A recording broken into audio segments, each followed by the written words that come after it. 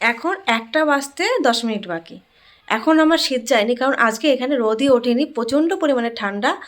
এখন আমি ঘরের মধ্যে আছি, ভাবছি আজকে বাটা মাছ নিয়ে এসছে, তো মাছ রান্নাটা আমিই করব।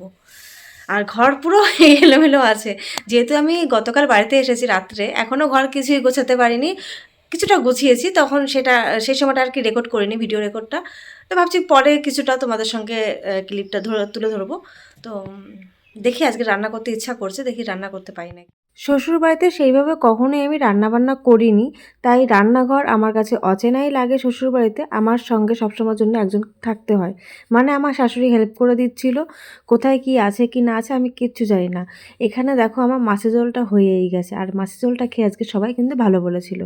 তারপরে দুপুরে খাওয়া দাওয়া করার পরপরই আমরা কিন্তু বেরিয়ে গেছিলাম। আমি আমার বান্ধবীর বাড়িতে গেছিলাম, আর আমার অ্যাকচুয়ালি হাজব্যান্ডেরই ফ্রেন্ডের বাড়িতে গেছিলো, আর তার ওয়াইফ আমার কিন্তু বান্ধবী, অনেকটাই কাছের বান্ধবী হয়ে গেছে, তাই সেখানেই যাচ্ছি দেখা করতে। আর একটা কথা কি বলতো, ওদের বাড়িতে গিয়ে না এতটাই গল্প করেছে যে আমার ভিডিও করার কথা একদমই মাথায় নেই।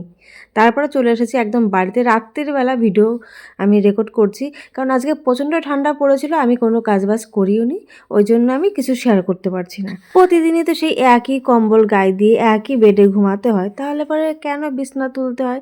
এই বিছানা করার সময় যে আমার কী রাগ হয়, আমার এখন একা একা বিছানা করতে, বিশেষ করে শীতের দিনে বিছানা করা খুবই কষ্টের। তাই জন্য আমার যতটা পারি শীতের দিনে বিছানা করতে আমি অ্যাভয়েড করি। আজকে হাজব্যান্ড বাড়িতে নেই, তাই আমাকে একা একা করতে হবে।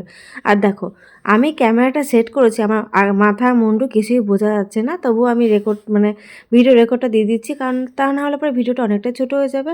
আর এই যে জানলায় তো আমার প্রত্যেক দিনই এরকমভাবে টানাতে হয়, আজকে আমি খুলিনি, তবে এটা খুলে গেছিলো বলে আমি নতুন করে আবার লাগালাম। আজকের ভিডিওটা এই পর্যন্তই, কালকে নতুন করে আমি নতুন ভিডিও শেয়ার করবো। এখনকার মতন টাটা, গুড নাইট।